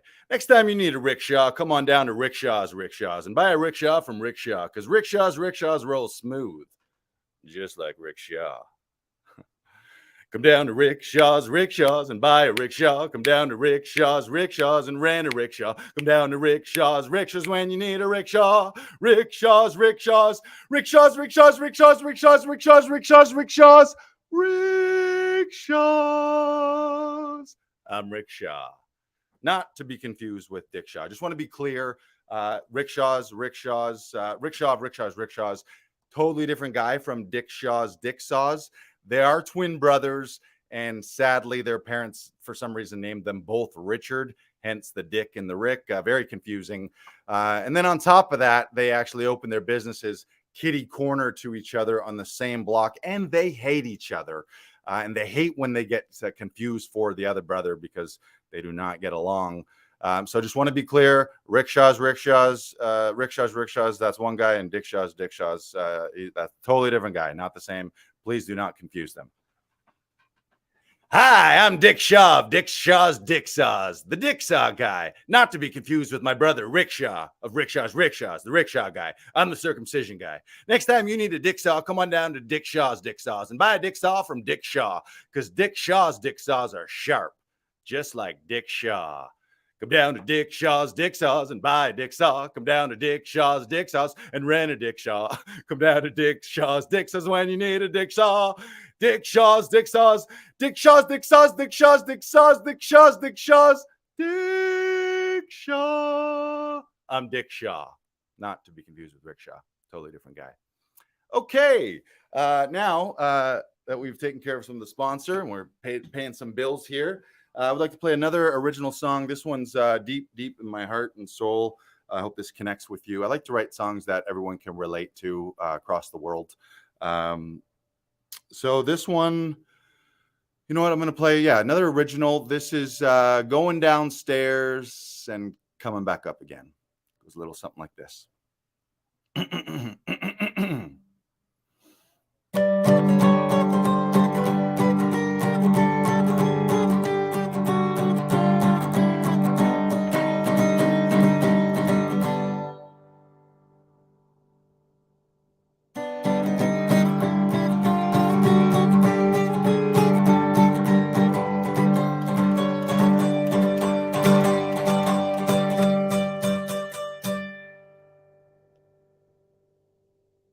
Thank you. That was a Joe Lars Larson original. That was Going Downstairs and Coming Back Up Again. Not a cover song. That was an original. Thank you. Oh, thank you. Oh, thank you. Oh, thank you. Did you deal with those bodies? Thank you. Now, well, you know what? I was going to play another original, but first, another word from yet another sponsor. Do you require the use of dirt? Hi, I'm Chet Studebaker, and I'm a dirt farmer. Whee! That's right, folks. I'm living the dream. Farming dirt ain't just as easy as digging holes, you know. I'm fully certified by the Alabama Dirt Institute as a dirt technician. Whee! Tired of not having enough dirt for you and your family's needs? These are very interactive commercials. I said tired of not having enough dirt for you and your family's needs? I said tired of not having enough dirt for you and your family's needs. Well, come on down to Studebaker's Dirt Farm for All You Can Dig Tuesdays. That's right, folks. Bring your own shovel after 10 p.m. and you can get all the dig you can dirt for just $42.76. Now, that's a dirty deal. Now, that's some dirt cheap dirt. These are dirt jokes, folks. Well, last name's Studebaker, first name's Chet. When you're looking for some dirt, man, don't you fret, because I got my own dirt farm on County Road 6. Every kind of dirt, man, take your pick. I got black dirt, brown dirt, dry or wet. Studebaker Dirt Farms, my name's Chet. Call 555-DIRT. That's 555-DURT. And we are back. Thank you. That was Chet Studebaker's Dirt Farm, paying some bills for us. Now, I would like to play another really heartfelt. This is actually maybe my favorite song that I've ever written. Very personal. Again, I hope it touches your heart and soul. Not a cover song. This song is called Going Downstairs, getting halfway down, forgetting why you were going down, and then going back upstairs, getting halfway back up, then remembering why you were going downstairs, then going all the way back down to get the thing, grabbing the thing, then getting halfway back up and realize there was something else you could have grabbed downstairs to get two birds stoned at once. Then you go back down and grab the second thing, and then you come on all the way back upstairs. It is a original song, not a cover. It goes a little something like this.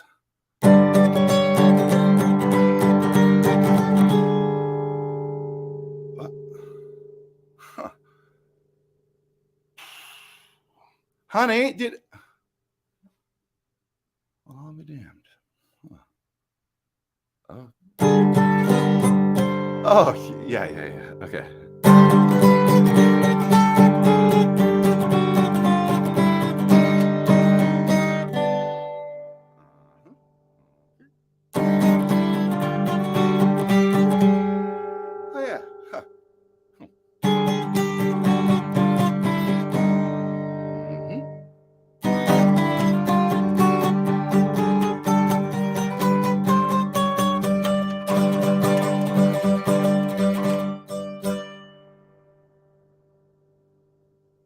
Thank you. That was a Joe Lars Larson original. That was going downstairs, getting halfway down and forgetting why you were going down, and then going back upstairs, getting halfway back up, then remembering, going downstairs, grabbing the thing, and then getting halfway back up, remembering that there was something else you could have grabbed to get two birds stoned at once, then going downstairs and grabbing the second thing, and then coming on back upstairs.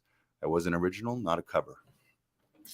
And by now, viewers at home, you're probably thinking, wow, Lars, what a performer. Clearly, you have trained at one of the most prestigious performing arts schools in the world. And the answer is yes. I have trained 4 years. I'm a 4-year graduate from Julie's Yard. Do we have any other Julie's Yard alumnus in the crowd here? Julie's Yard? Julie lived down the street from me, and I used to go down to her yard every Saturday and Sunday, and she taught me a lot of things. And my thesis in my 4th year, what we had to do at Julie's Yard was we had to master one single impression. And I would like to share this today with the live stream crowd. This is my impression that I mastered at Julie's Yard. My impression of a chicken. Impression of a seal. That's right, ladies and gentlemen. This is I, Joe Lars Larson, Julie's Yard trained. My impression of a chicken. Impression of a seal. I need absolute silence. This is very dangerous.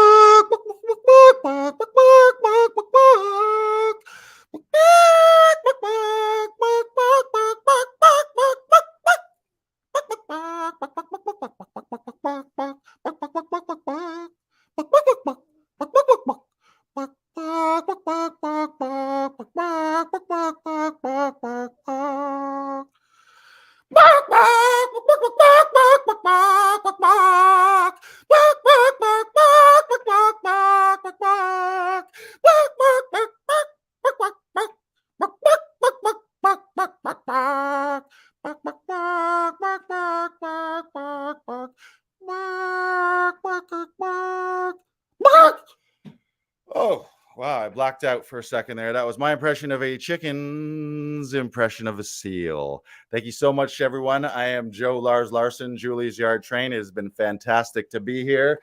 And just for Monine.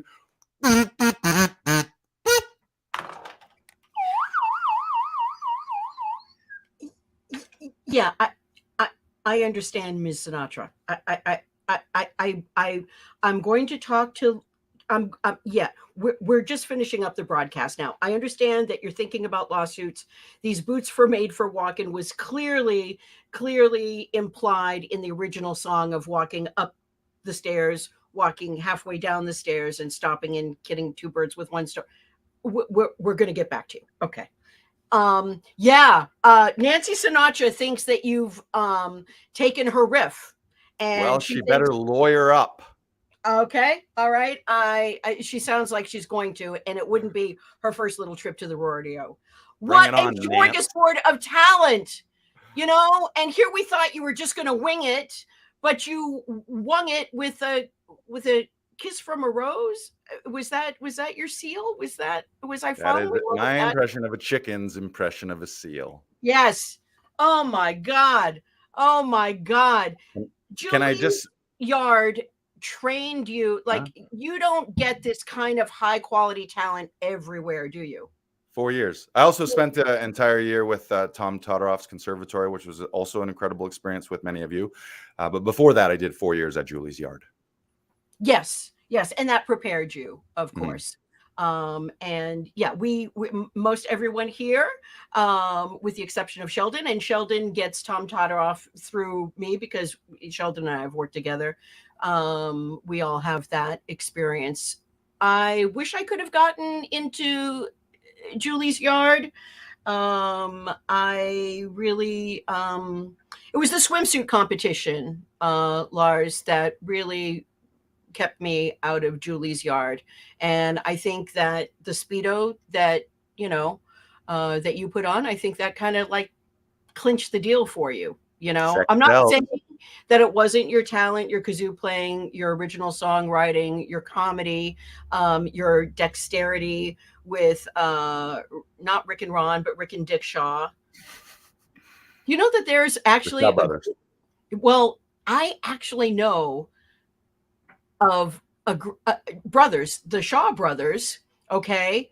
In the Northeast, they were very popular, Rick and Ron Shaw, and they both looked like Steve Martin. They were twins, and they played acoustic music. And when I was in 6th grade, I thought Rick and Ron Shaw were like gods. I hope they're not going to sue. They better not. Got Nancy Sinatra wild up. Shall we bring everybody? Brandon, why don't you bring everybody back? We can fully applaud each other and our efforts. That was very entertaining. We covered a lot of ground, did we not? Yeah. It felt good. Final thoughts? I'm just thankful to be here. Yeah. Yeah. Mhm. I just love you all so much. I love that when I asked you to just do something original that you wanted to do, you dug deep and you were so authentic and so real and so generous with your time and talent. And we're going to do this again, probably in probably a more structured fashion. But this was a blast. And what do I have to say? What do I have to say? I'll tell you what I have to say, to quote Don Cornelius. All right. Love, peace, soul. We out. Fun times, everybody. What a great show. Thank you. A successful episode 1 of our True Blue Fools variety show. Woohoo! Woo! Congrats.